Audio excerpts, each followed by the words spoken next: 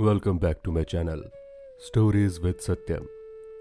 आज मैं आपको सुनाऊंगा मुंशी प्रेमचंद्र की लिखी कहानी त्रिया चरित्र। कहानी को सुनने से पहले चैनल को सब्सक्राइब करें ताकि आने वाले वीडियोस आप तक पहुंच सके। सेठ लगनदास जी के जीवन की बगिया फलहीन थी। कोई ऐसा मानवीय, आध्यात्मिक या चिकित्सात्मक प्रयत्न ना था जो उन्होंने ना किया हो। यूं शादी में एक पत्नी व्रत के कायल थे, मगर जरूरत और आग्रह से विवश होकर एक दो नहीं 5 शादियां की। यहां तक कि उम्र के 40 साल गुजर गए और अंधेरे घर में उजाला ना हुआ। बेचारे बहुत रंजीदा रहते। ये धन संपत्ति, ये ठाट बाट, ये वैभव और ये ऐश्वर्य क्या होंगे? मेरे बाद इनका क्या होगा? कौन इसको भोगेगा? ये ख्याल बहुत अफसोसजनक था। आखिर ये सलाह हुई कि किसी लड़के को गोद लेना चाहिए, मगर यह मसला पारिवारिक झगड़ों के कारण सालों तक स्थगित रहा। जब सेठ जी ने देखा कि बीवियों में अब तक बस्तूर कशमकश हो रही है, तो उन्होंने नैतिक साहस से काम लिया और एक होनहार अनाथ लड़के को गोद ले लिया। उसका नाम रखा गया मगनदास। उसकी उम्र 5-6 साल से ज्यादा नहीं थी। बला का ज़हीन और तमीजदार था, मगर औरतें सब कुछ कर सकती हैं, दूसरे के बच्चों को अपना नहीं समझ सकती। यहां तो 5 औरतों का साझा था। अगर एक औरतें उसे प्यार करती तो बाकी 4 औरतों का फर्ज था कि उससे नफरत करे। हाँ, सेठ जी उसके साथ बिल्कुल अपने लड़के की सी मोहब्बत करते थे। पढ़ाने को मास्टर रखे, सवारी के लिए घोड़े, रईसी ख्याल के आदमी थे। राग रंग का सामान भी मुहैया था। गाना सीखने का लड़के ने शौक किया तो उसका भी इंतजाम कर दिया गया। गरज जब मगनदास जवानी पर पहुंचे तो रईसाना दिलचस्पियों में उसे कमाल हासिल था। उसका गाना सुनकर उस्ताद लोग कानों पर हाथ रखते। शहसवार ऐसे ही दौड़ते हुए घोड़े पर सवार हो जाते। डील डॉल शक्ल सूरत में उसका साल बेला जवान दिल्ली में कम होगा। शादी का मसला पेश हुआ। नागपुर के करोड़पति सेठ मक्खन लाल बहुत लहराए हुए थे। उनकी लड़की से शादी हो गई। धूमधाम का जिक्र किया जाए तो किस्सा वियोग की रात से भी लंबी हो जाए। मक्खन लाल का उसी शादी में दिवाला निकल गया। इस वक्त मगनदास से ज्यादा ईर्ष्या के योग्य आदमी और कौन होगा? उसकी जिंदगी की बहार उमंगों पर भी और मुरादों के फूल अपनी शबनमी ताजगी में खिल खिलकर हुस्न और ताजगी का समा दिखा रहे थे। मगर तकदीर की देवी कुछ और ही सामान कर रही थी। वो सैर सपाटे के इरादे से जापान गया हुआ था कि दिल्ली से खबर आई कि ईश्वर ने तुम्हें एक भाई दिया है। मुझे इतनी खुशी है कि ज्यादा अरसे तक जिंदा ना रह सकूं। तुम बहुत जल्द लौट आओ। मगनदास के हाथ से तार का कागज छूट गया और सर में ऐसा चक्कर आया कि जैसे किसी ऊंचाई से गिर पड़ा हो। मगनदास का किताबी ज्ञान बहुत कम था, मगर स्वभाव की सज्जनता से वो खाली हाथ ना था। हाथों की उदारता ने, जो समृद्धि का वरदान है, हृदय को भी उदार बना दिया था। उसे घटनाओं की इस कायापलट से दुख तो जरूर हुआ, आखिर इंसान ही था, मगर उसने धीरज से काम लिया और एक आशा और भय की मिलीजुली हालत में देश को रवाना हुआ। रात का वक्त था। जब अपने दरवाजे पर पहुंचा तो नाच गाने की महफिल सजी दिखी। उसके कदम आगे ना बढ़े। वो लौट पड़ा और एक दुकान के चबूतरे पर बैठकर सोचने लगा कि अब क्या करना चाहिए। इतना तो उसे यकीन था कि सेठ जी उसके साथ भी भलमनसी और मोहब्बत से पेश आएंगे, बल्कि शायद अब और कृपा करेंगे। सेठानिया भी अब उसके साथ गैरों सा बर्ताव नहीं करेगी। मुमकिन है मजली बहू, जो इस बच्चे की खुशनसीब माँ थी, उससे दूर दूर रहें, मगर बाकी चारों सेठानियों की तरफ से सेवा सत्कार में कोई शक नहीं था। उनकी डाह से वो फायदा उठा सकता था। उसके स्वाभिमान ने यह गवारा ना किया कि जिस घर में मालिक की हैसियत से रहता था, उसी घर में अब एक आश्रित की हैसियत से जिंदगी बसर करे। उसने फैसला कर लिया कि अब यहां रहना मुनासिब नहीं है, मगर जाऊं कहां? ना कोई ऐसा फन सीखा, ना कोई ऐसा इल्म हासिल किया जिससे रोजी कमाने की सूरत पैदा होती। रईसाना दिलचस्पियां उसी वक्त तक कद्र की निगाह से देखी जाती है जब तक कि वो रईसों के आभूषण रहे। जीविका बनकर वो सम्मान के पद से गिर जाती है। अपनी रोजी हासिल करना तो उसके लिए कोई ऐसा मुश्किल काम ना था। किसी सेठ साहूकार के यहाँ मुनीम बन सकता था, किसी कारखाने की तरफ से एजेंट हो सकता था, मगर उसके कंधे पर एक भारी जुआ रखा हुआ था। उसे क्या करे? एक बड़े सेठ की लड़की जिसने लाड़ प्यार में परवरिश पाई, उससे ये कंगाली की तकलीफें क्यों कर झेली जाएंगी? क्या मक्खन लाल की लाडली बेटी एक ऐसे आदमी के साथ रहना पसंद करेगी जिसे रात की रोटी का भी ठिकाना नहीं? मगर इस फिक्र में अपनी जान क्यों खपाऊं? मैंने अपनी मर्जी से शादी नहीं की। मैं बराबर इनकार करता रहा। सेठ जी ने जबरदस्ती मेरे पैरों में बेड़ियां डाली है। अब वही इसके जिम्मेदार है। मुझसे कोई वास्ता नहीं। लेकिन जब उसने दोबारा ठंडे दिल से इस मसले पर गौर किया तो बचाव की कोई सूरत नजर ना आई। आखिरकार उसने ये फैसला किया कि पहले नागपुर चलूं, जरा उन महारानी के तौर तरीकों को देखूं, बाहर ही बाहर उनके स्वभाव की मिजाज की जांच करूं। उस वक्त तय करूंगा कि मुझे क्या करना चाहिए। अगर रईसी की बू उनके दिमाग से निकल गई है और मेरे साथ रूखी सूखी रोटियां खाना उसे मंजूर है तो इससे अच्छा फिर और क्या है। लेकिन अगर वो अमीरी ठाट बाट के हाथों बिकी हुई है तो मेरे लिए रास्ता साफ है।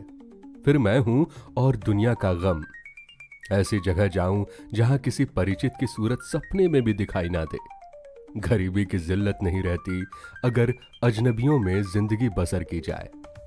ये जानने पहचानने वालों की कनखियां और कनबतियां हैं जो गरीबी को यंत्रणा बना देती है। इस तरह दिल में जिंदगी का नक्शा बनाकर मगनदास अपनी मर्दाना हिम्मत भरोसे नागपुर की तरफ चला, उस मल्लाह की तरह जो किश्ती और पाल के बगैर नदी की उमड़ती हुई लहरों में अपने को डाल दे। शाम के वक्त सेठ मक्खन लाल के सुंदर बगीचे में सूरज की पीली किरणें मुरझाए हुए फूलों से गले मिलकर विदा हो रही थी। बाग के बीच में एक पक्का कुआं था और एक मौलसिरी का पेड़। कुएं के मुख पर अंधेरे की नीली सी नकाब थी, पेड़ के सिर पर रोशनी की सुनहरी चादर। इसी समय एक नौजवान थका मांदा कुएं पर आया और लोटे से पानी भरकर पीने के बाद जगत पर बैठ गया। मालिन ने पूछा, कहां जाओगे? मगनदास ने जवाब दिया कि जाना तो बहुत दूर है, मगर यहीं रात हो गई। यहां कहीं ठहरने का ठिकाना मिल जाएगा? मालिन ने कहा, चले जाओ सेठ जी की धर्मशाला में, बड़े आराम की जगह है। मगनदास ने कहा, धर्मशाला में तो मुझे ठहरने का कभी संयोग नहीं हुआ। कोई हर्ज ना हो तो यहीं पड़ा रहूं। यहां कोई रात को रहता है? मालिन ने कहा, भाई मैं यहां ठहरने को ना कहूंगी। ये बाई जी की बैठक है, झरोकों में बैठकर शेर किया करती हैं। कहीं देख लें तो मेरे सिर पर एक बाल भी ना रहे। मगनदास ने कहा, बाई जी कौन है? मालिन ने कहा, यहीं सेठ जी की बेटी इंदिरा बाई। मगनदास ने कुछ सोचते हुए कहा, ये गजरे उन्हीं के लिए बना रही हो क्या? मालिन ने कहा, हाँ, और सेठ जी के यहां है ही कौन? फूलों के गहने बहुत पसंद करती है। मगनदास ने कहा, शौकीन औरत मालूम होती है। मालिन ने कहा, भाई यही तो बड़े आदमियों की बातें हैं। वो शौक ना करे तो हमारा तुम्हारा निभा कैसे हो? और धन है किस लिए? अकेली जान पर 10 लौंडियां हैं। सुना करती थी कि भगवान आदमी का हल भूत जोतता है। वो अपनी आंखों देखा। आप ही आप पंखा चलने लगे, आप ही आप सारे घर में दिन का सा उजाला हो जाए। तुम झूठ समझते होगे, मगर मैं आंखों देखी बात कहती हूं। उस गर्व की चेतना के साथ जो किसी नादान आदमी के सामने अपनी जानकारी के बयान करते में होता है। बूढ़ी मालिन अपनी सर्वज्ञता का प्रदर्शन करने लगी। मगनदास ने उकसाया। होगा भाई, बड़े आदमी की बातें निराली होती हैं। लक्ष्मी के बस में सब कुछ है, मगर अकेली जान पर 10 लौंडियां, समझ में नहीं आता। मालिन ने बुढ़ापे के चिड़चिड़ेपन से जवाब दिया। तुम्हारी समझ मोटी हो तो क्या करे? कोई पान लगाती है, कोई पंखा झालती है, कोई कपड़े पहनाती है। 2000 रुपए में तो सेज गाड़ी आई थी, चाहो तो मुंह देख लो, उस पर हवा खाने जाती है। एक बंगालिन गाना बजाना सिखाती है, मेम पढ़ाने आती है, शास्त्री जी संस्कृत पढ़ाते हैं। कागज पर ऐसी मूरत बनाती है कि अब बोली और अब बोली। दिल की रानी है बेचारी। मगर बेचारी के भाग फूट गए। दिल्ली के सेठ लगनदास के गोद लिए हुए लड़के से ब्याह हुआ था, मगर राम जी की लीला, 70 बरस के मुर्दे को लड़का दिया। कौन पति आएगा? जब ये सुनवाई आई तब से बहुत उदास रहती है। एक दिन रोती थी, मेरे सामने की बात है, बाप ने देख लिया, समझाने लगे, लड़की को बहुत चाहते हैं। सुनती हूं दामाद को यहीं बुलाकर रखेंगे। नारायण करे मेरी रानी दूधो नहाए पूतो फले। माली मर गया था, उन्होंने आड़ ना ली होती तो घर भर के टुकड़े मांगती। मगनदास ने एक ठंडी सांस ली। बेहतर है अब यहां से अपने इज्जत आबरू लिए हुए चल दो, यहां मेरा निभाह होगा। इंदिरा रईसजादी है, तुम इस काबिल नहीं हो कि उसके शौहर बन सको। मालिन से बोला। तो मैं धर्मशाला जाता हूं, जाने वहां खाट बाट मिल जाती है कि नहीं, मगर रात ही तो काटनी है, किसी तरह कटी जाएगी। रईसों के लिए मखमली गद्दे चाहिए, हम मजदूरों के लिए पुआल भी बहुत है। ये कहकर उसने लुटिया उठाई, झंडा संभाला और दर्द भरे दिल से एक तरफ चल दिया। उस वक्त तक इंदिरा अपने झरोकों पर बैठी हुई इन दोनों की बातें सुन रही थी। कैसा संयोग है कि स्त्री को स्वर्ग की सब सिद्धियां प्राप्त है और उसका पति आवारों की तरह मारा मारा फिर रहा है। उसे रात काटने का ठिकाना नहीं। मगनदास निराश विचारों में डूबा हुआ शहर से बाहर निकल आया और एक सराय में ठहरा, जो सिर्फ इसीलिए मशहूर था कि वहां शराब की एक दुकान थी। यहां आसपास से मजदूर लोग आ आकर अपने दुख को भुलाया करते थे। जो भोले भटके मुसाफिर यहां ठहरते, उन्हें होशियारी और चौकसी का व्यवहारिक पाठ मिल जाता था। मगनदास थका मांदा ही था, एक पेड़ के नीचे चादर बिछाकर सो रहा, और जब सुबह को नींद खुली तो उसे किसी पीर औलैया के ज्ञान की सजीव दीक्षा का चमत्कार दिखाई पड़ा, जिसकी पहली मंजिल वैराग्य है। उसकी छोटी सी पोटली, जिसमें 2-1 कपड़े और थोड़ा सा रास्ते का खाना और लुटिया डोर बंधी हुई थी, गायब हो गई। उन कपड़ों को छोड़कर जो उसके बदन पर थे, अब उसके पास कुछ भी नहीं था, और भूख, जो कंगाली में और भी तेज हो जाती है, उसे बेचैन कर रही थी। मगर वो दृढ़ स्वभाव का आदमी था। उसने किस्मत का रोना ना रोया और किसी तरह गुजर करने की तदबीरें सोचने लगा। लिखने और गणित में उसे अच्छा अभ्यास था, मगर इस हैसियत में उससे फायदा उठाना असंभव था। उसने संगीत का बहुत अभ्यास किया था। किसी रसीक रईस के दरबार में उसकी कद्र हो सकती थी, मगर उसके पुरुषोचित अभिमान ने इस पेशे को अख्तियार करने की इजाजत ना दी। हाँ, वो आला दर्जे का घुड़सवार था और ये फन मजे में पूरी शान के साथ उसकी रोजी का साधन बन सकता था। ये पक्का इरादा करके उसने हिम्मत से कदम आगे बढ़ाए। ऊपर से देखने पर यह बात यकीन के काबिल नहीं मालूम होती, मगर वो अपना बोझ हल्का हो जाने से इस वक्त बहुत उदास नहीं था। मर्दाना हिम्मत का आदमी ऐसी मुसीबतों को उसी निगाह से देखता है जिसमें एक होशियार विद्यार्थी परीक्षा के प्रश्नों को देखता है। उसे अपनी हिम्मत आजमाने का, एक मुश्किल से जूझने का मौका मिल जाता है। उसकी हिम्मत अनजाने ही मजबूत हो जाती है। अक्सर ऐसे मार के मर्दाना हौसले के लिए प्रेरणा का काम देते हैं। मगनदास इस जोश से कदम बढ़ाता चला जाता था, जैसे कामयाबी की मंजिल सामने नजर आ रही हो। मगर शायद वहां के घोड़ों ने शरारत और बिगड़ैलपन से तौबा कर ली थी, या वो स्वाभाविक रूप से बहुत मजे में धीमे धीमे चलने वाले थे। वो जिस भी गांव में जाता निराशा को उकसाने वाला जवाब पाता। आखिरकार शाम के वक्त जब सूरज अपनी आखिरी मंजिल पर जा पहुंचा था, उसकी कठिन मंजिल तमाम हुई। नगर घाट के ठाकुर अटल सिंह ने उसकी चिंता को समाप्त किया। ये एक बड़ा गांव था, पक्के मकान बहुत थे, मगर उनमें प्रेतात्माएं आबाद थी। कई साल पहले प्लेग ने आबादी के बड़े हिस्से को इस क्षणभंगुर संसार से उठाकर स्वर्ग में पहुंचा दिया था। इस वक्त प्लेग के बचे खुचे वो लोग गांव के नौजवान और शौकीन जमींदार साहब और हल्के कारगुजार और रोबीले थानेदार साहब थे। उनकी मिलीजुली कोशिशों से गांव में सतयुग का राजा था। धन दौलत को लोग जान का अजाब समझते थे, उन्हें गुनाह की तरह छुपाते थे। घर घर में रुपए रखते हुए लोग कर से लेकर खाते और फटे हालों की तरह रहते थे।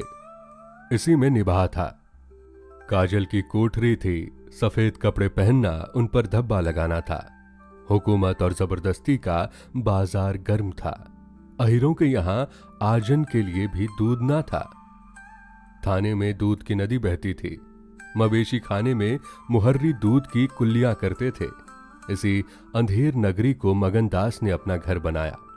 ठाकुर साहब ने असाधारण उदारता से काम लेकर उसे रहने के लिए एक मकान भी दे दिया, जो केवल बहुत व्यापक अर्थों में मकान कहा जा सकता था।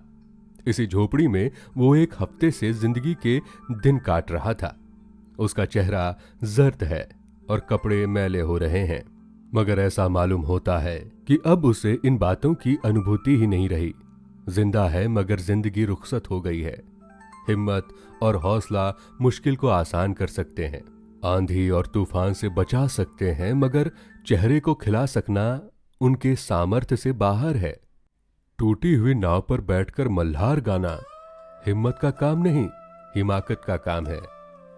एक रोज जब शाम के वक्त वो अंधेरे में खाट पर पड़ा हुआ था, एक औरत उसके दरवाजे पर आकर भीख मांगने लगी। मगनदास को आवाज परिचित जान पड़ी। बाहर आकर देखा तो वही चंपा मालिन थे। कपड़े तार तार, मुसीबत की रोती हुई तस्वीर। बोला, मलिन, तुम्हारी ये क्या हालत है? मुझे पहचानती हो? मलिन ने चौंक कर देखा और पहचान गई। रो कर बोली, बेटा, अब बताओ मेरा कहाँ ठिकाना लगे? तुमने मेरा बना बनाया घर उजाड़ दिया ना। उस दिन तुमसे बात करती हुई मालकिन ने मुझे देख लिया। मुझ पर ये विपत पड़ी। बाई ने तुम्हें बैठे देख लिया, बातें भी सुनी। सुबह होते ही मुझे बुलाया और बरस पड़ी। नाक कटवा दूंगी, मुंह में कालिख लगवा लूंगी, चुड़ैल कुटनी। तू मेरी बात किसी गैर आदमी से क्यों चलाए? तू दूसरों से मेरी चर्चा करे। वो क्या तेरा दामाद था जो तू उससे मेरा दुखड़ा रोती थी? जो कुछ मुंह में आया बकती रही, मुझसे भी ना रहा गया। रानी रूठेगी, अपना सुहाग लेगी। बोली, बाई जी मुझसे कसूर हुआ है, लेकिन अब जाती हूं। छींकते नाक कटती है तो मेरा निभा यहां ना होगा। ईश्वर ने मुंह दिया है तो आहार भी देगा।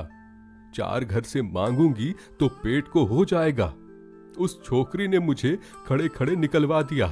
बताओ, मैंने तुमसे उसकी कोई शिकायत की थी? उसकी क्या चर्चा भी की थी? मैं तो उसका बखान कर रही थी। मगर बड़े आदमियों का गुस्सा भी बड़ा होता है। अब बताओ, मैं किसकी होकर रहूं? 8 दिन इसी तरह टुकड़े मांगती गई। एक भतीजी उन्हीं के यहां लौंडियों में नौकर थी।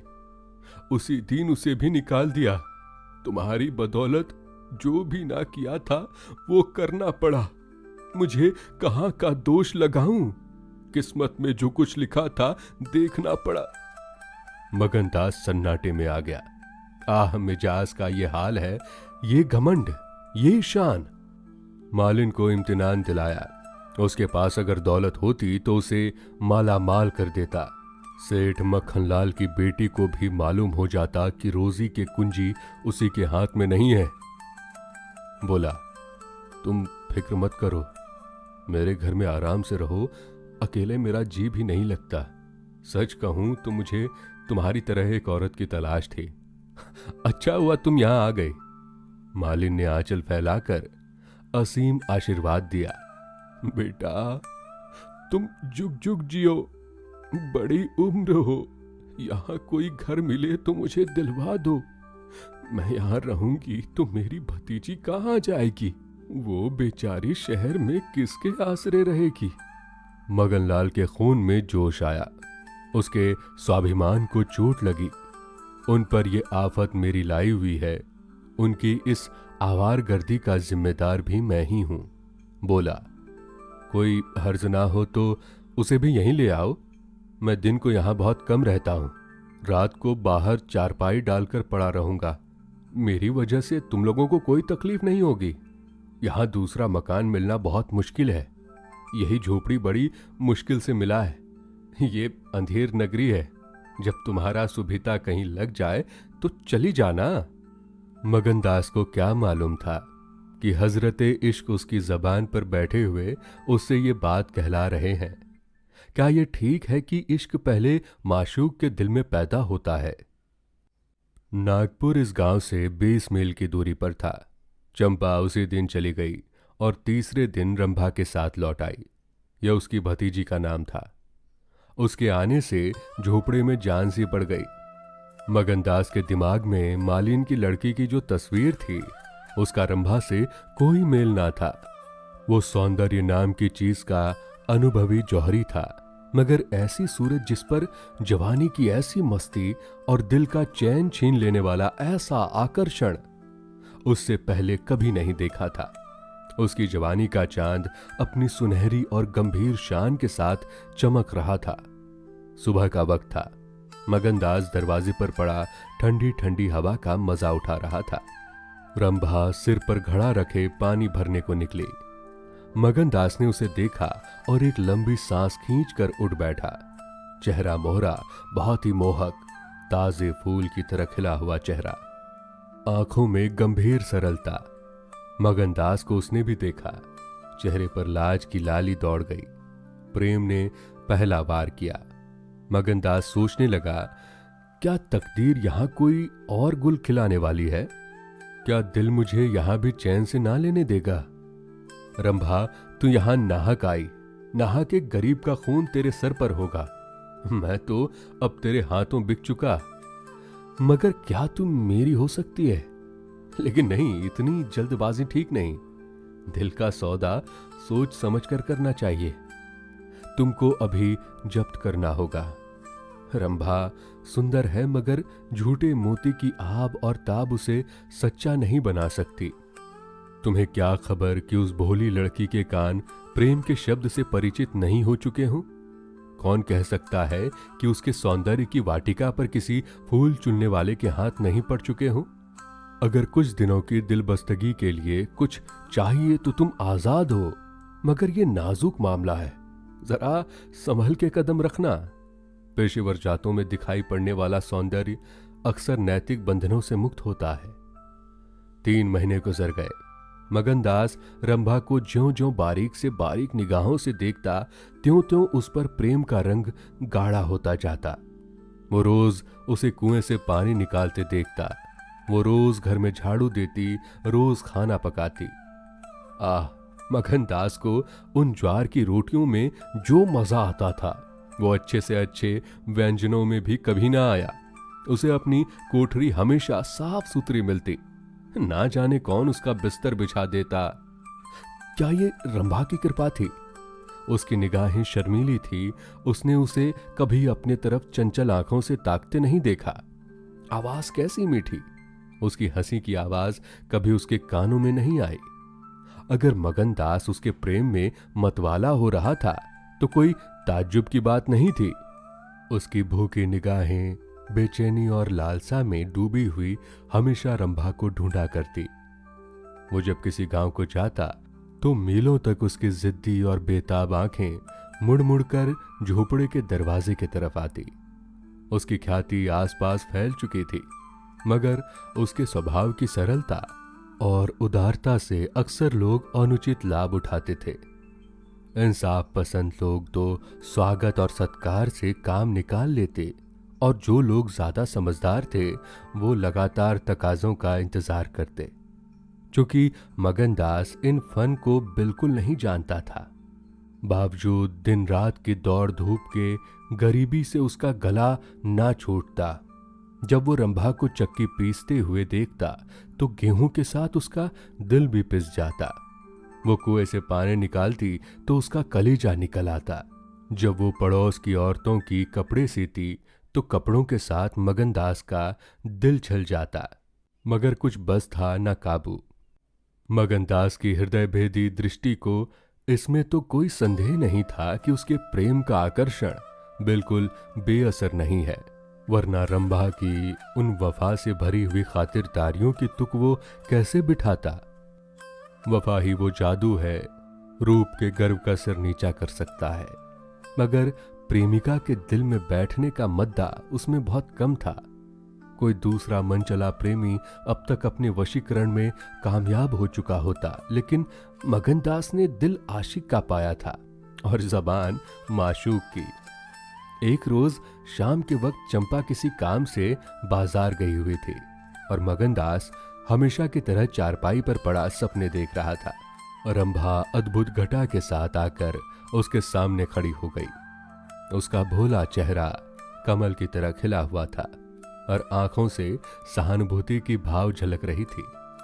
मगनदास ने उसकी तरफ पहले आश्चर्य और प्रेम की निगाहों से देखा और दिल पर जोर डालकर बोला, आओ रंभा, तुम्हें देखने को बहुत दिनों से आंखें तरस रही थी। रंभा ने भोलेपन से कहा, मैं यहां नहीं आती तो तुम मुझसे कभी ना बोलते। मगनदास का हौसला बढ़ा, बोला, बिना मर्जी पाए तो कुत्ता भी नहीं आता। रंभा मुस्कुराई, कली खिल गई, मैं तो आप ही चली आई। मगनदास का कलेजा उछल पड़ा। उसने हिम्मत करके रंभा का हाथ पकड़ लिया और भावावेश से कांपती हुई आवाज से बोला, नहीं रंभा, ऐसा नहीं है, ये मेरी महीनों की तपस्या का फल है। मगनदास ने बेताब होकर उसे गले से लगा लिया। जब वो चलने लगी तो अपने प्रेमी की ओर प्रेम भरी दृष्टि से देखकर बोली, अब ये प्रीत हमको निभानी होगी। पौ फटने के वक्त जब सूर्य देवता के आगमन की तैयारियां हो रही थी, मगनदास की आंखें खुली। रंभा आटा पीस रही थी। उस शांतिपूर्ण सन्नाटे में चक्की की घूमर घूमर बहुत सुहानी मालूम होती थी और वो उसके सुर से सुर मिलाकर अपने प्यारे ढंग से गा रही थी। साल भर गुजर गया। मगनदास की मोहब्बत और रंभा के सलीके ना मिलकर उस वीरान झोपड़े को कुंज बाग बना दिया। अब वहां गायें थी, फूलों की क्यारियां थी और कहीं देहाती ढंग के मोड़े थे। सुख सुविधा की अनेक चीजें दिखाई पड़ती थी। एक रोज सुबह के वक्त मगनदास कहीं जाने के लिए तैयार हो रहा था कि एक संभ्रांत व्यक्ति अंग्रेजी पोशाक पहने उसे ढूंढता हुआ आ पहुंचा और उसे देखते ही दौड़कर गले से लिपट गया। मगनदास और वो दोनों एक साथ पढ़ा करते थे। वो अब वकील हो गया था।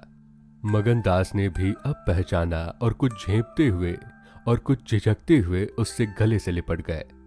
बड़ी देर तक दोनों दोस्त बातें करते रहे। बातें क्या थी, घटनाओं और संयोग की एक लंबी कहानी थी। कई महीने हुए सेठ लगन का छोटा बच्चा चेचक की नजर हो गया। सेठ जी ने दुख के मारे आत्महत्या कर ली और अब मगनदास सारी जायदाद, कोठी, इलाके और मकानों का एक छत्र स्वामी था। सेठानियों में आपसी झगड़े हो रहे थे। कर्मचारियों ने गबन को अपना ढंग बना रखा था। बड़ी सेठानी उसे बुलाने के लिए खुद आने को तैयार थी, मगर वकील साहब ने उन्हें रोका था। तब मगनदास ने मुस्कुरा कर पूछा, तुम्हें क्यों कर मालूम हुआ कि मैं यहां हूं? तो वकील साहब ने फरमाया, महीने भर से तुम्हारी टोह में हूं। सेठ मक्खन लाल ने अता पता बतलाया, तुम दिल्ली पहुंचे और मैंने अपना महीने भर का बिल पेश किया। रंभा अधीर हो रही थी कि ये कौन है और इसमें क्या बातें हो रही हैं। 10 बजते बजते वकील साहब मगन दास से 1 हफ्ते के अंदर आने का वादा करके विदा हुए। उसी वक्त रंभा पहुंची और पूछने लगी, ये कौन थे? इनका तुमसे क्या काम था? मगन दास ने जवाब दिया, यमराज का दूत। रंभा कहती है, क्या अपशगुन बकते हो? मगन कहता है, नहीं नहीं रंभा, ये अपशगुन नहीं है, ये सचमुच मेरी मौत का दूत था, मेरी खुशियों के बाग को रौंदने वाला, मेरी हरी भरी खेती को उजाड़ने वाला। रंभा, मैंने तुम्हारे साथ दगा की है, मैंने तुम्हें अपने फरेब के जाल में फंसाया है, मुझे माफ करो। मोहब्बत ने मुझसे ये सब करवाया। मैं मगन सिंह ठाकुर नहीं हूं, मैं सेठ लगन दास का बेटा और सेठ मक्खन लाल का दामाद हूं। मगन दास को डर था कि रंभा ये सुनते ही चौंक पड़ेगी और शायद उसे जालिम दगाबाज कहने लगे, मगर उसका ख्याल गलत निकला। रंभा ने आंखों में आंसू भरकर सिर्फ इतना कहा, तो क्या तुम मुझे छोड़कर चले जाओगे? मगन दास ने उसे गले लगाकर कहा, हां। रंभा ने कहा, क्यों? मगन दास ने कहा, इसीलिए कि इंदिरा बहुत होशियार, सुंदर और धनी है। रंभा ने कहा, मैं तुम्हें ना छोड़ूंगी, कभी इंदिरा की लौंडी थी, अब उनकी सौत बनूंगी। तुम जितना मुझसे मोहब्बत करोगे उतनी इंदिरा से तो नहीं करोगे, क्यों? मगन दास इस भोलेपन पर मतवाला हो गया, मुस्कुराकर बोला, अब इंदिरा तुम्हारी लौंडी बनेगी, मगर सुनता हूं वो बहुत सुंदर है, कहीं मैं उसकी सूरत पर लुभा ना जाऊं। मर्दों का हाल तुम नहीं जानती, मुझे अपने ही से डर लगता है। रंभा ने विश्वास भरी आंखों से देखकर कहा, क्या तुम भी ऐसा करोगे? जो जी में आए करना, मैं तुम्हें नहीं छोड़ूंगी। इंदिरा रानी बने, मैं लौंडी होंगी, क्या इतने पर भी मुझे छोड़ दोगे? मगन दास की आंखें डबडबा गई, बोला, प्यारी, मैंने फैसला कर लिया है कि दिल्ली ना जाऊंगा। ये तो मैं कह ही नहीं पाया कि सेठ जी का स्वर्गवास हो गया, बच्चा उनसे पहले ही चल बसा। अफसोस सेठ जी के आखिरी दर्शन भी ना कर सका। अपना बाप भी इतनी मोहब्बत नहीं कर सकता। उन्होंने मुझे अपना वारिस बनाया है। वकील साहब कहते थे कि सेठानियों में अनबन है, नौकर चाकर लूट मार मचा रहे हैं। वहां का ये हाल है और मेरा दिल वहां जाने पर राजी नहीं होता। दिल तो यहां है, वहां कौन जाए? रंभा जरा देर तक सोचती रही, फिर बोली, तो मैं तुम्हें छोड़ दूंगी। इतने दिन तुम्हारे साथ रही, जिंदगी का सुख लूटा, अब जब तक जीऊंगी इस सुख का ध्यान करती रहूंगी, मगर तुम मुझे भूल तो नहीं जाओगे। साल में एक बार देख लिया करना, इसी झोपड़े में आकर।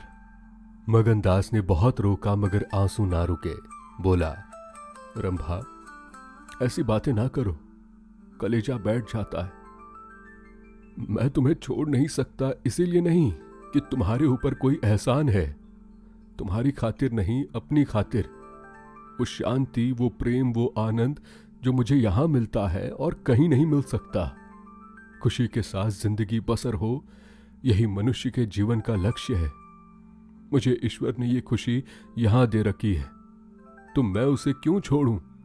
धन दौलत को मेरा सलाम है, मुझे उसकी हवस नहीं है। रंभा फिर गंभीर स्वर में बोली, मैं तुम्हारे पांव की बेड़ी ना बनूंगी। चाहे तुम अभी मुझे ना छोड़ो, लेकिन थोड़े दिनों में तुम्हारी ये मोहब्बत ना रहेगी। मगन दास को कोड़ा लगा, जोश से बोला, तुम्हारे सिवा इस दिल में अब कोई और जगह नहीं पा सकता। रात ज्यादा हो गई थी, अष्टमी का चांद सोने जा चुका था। दोपहर के कलम की तरफ साफ आसमान में सितारे खिल चुके थे।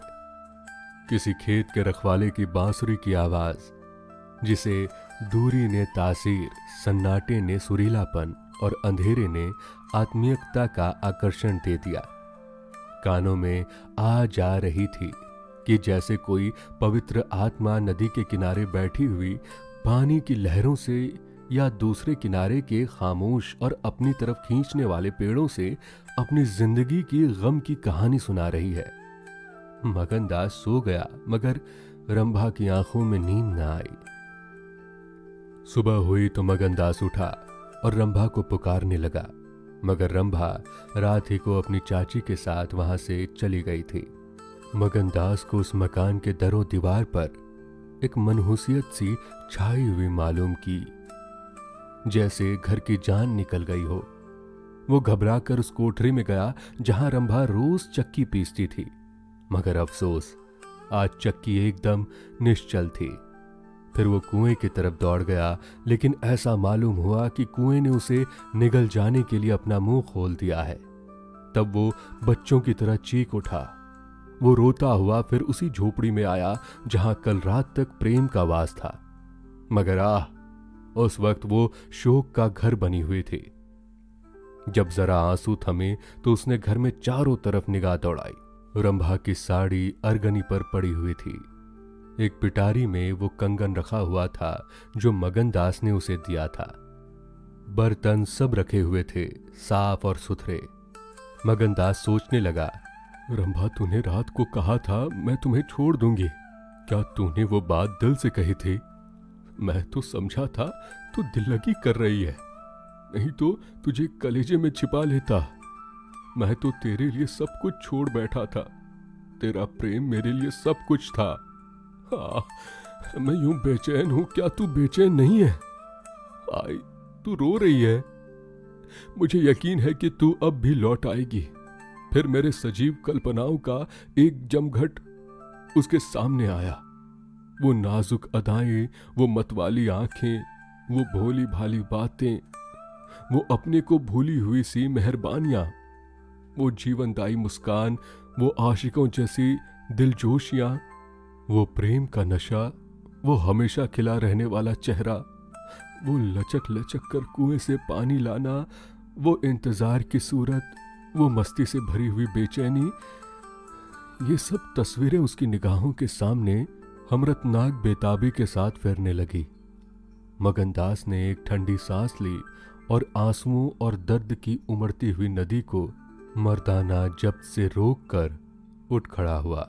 नागपुर जाने का पक्का फैसला हो गया। तकिए के नीचे से संदूक की कुंजी उठाई तो कागज का एक टुकड़ा निकल आया। ये रंभा की विदा की चिट्ठी थी। प्यारे, मैं बहुत रो रही हूं, मेरे पैर नहीं उठते, मगर मेरा जाना जरूरी है। तुम्हें जगाऊंगी तो तुम मुझे जाने ना दोगे। कैसे जाऊं, अपने प्यारे पति को कैसे छोड़ूं? किस्मत मुझसे ये आनंद का घर छुड़वा रही है। मुझे बेवफा ना कहना, मैं तुमसे फिर कभी मिलूंगी। मैं जानती हूं कि तुमने मेरे लिए ये सब कुछ त्याग दिया है, मगर तुम्हारे लिए जिंदगी में बहुत कुछ उम्मीदें हैं। मैं अपनी मोहब्बत की धुन में तुम्हें उन उम्मीदों से क्यों दूर रखूं?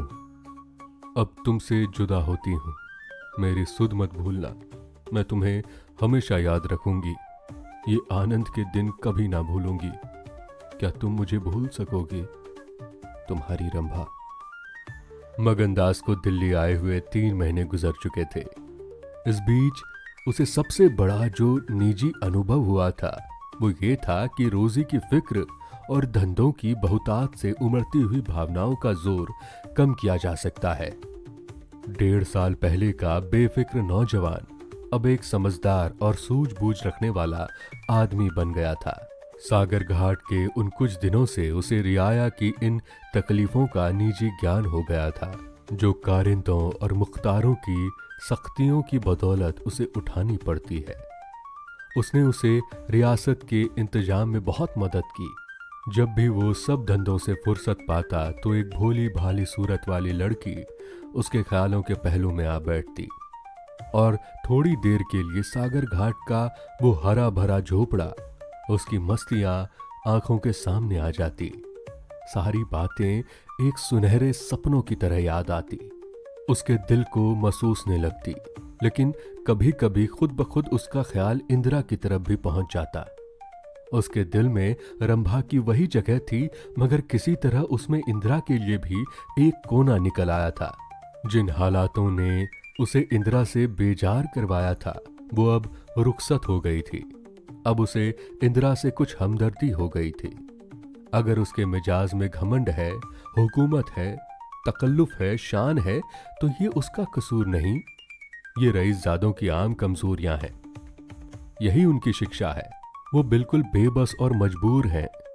इन बदलते हुए और संतुलित भावों के साथ जहां वो बेचैनी के साथ रंभा की याद को ताजा किया करता था, वहां इंदिरा का स्वागत करने और उसे अपने दिल में जगह देने के लिए तैयार था। वो दिन दूर नहीं था जब उसे उस आजमाइश का सामना करना पड़ेगा। उसके कई आत्मीय आमिराना शान और शौकत के साथ इंदिरा को विदा कराने के लिए नागपुर गए हुए थे।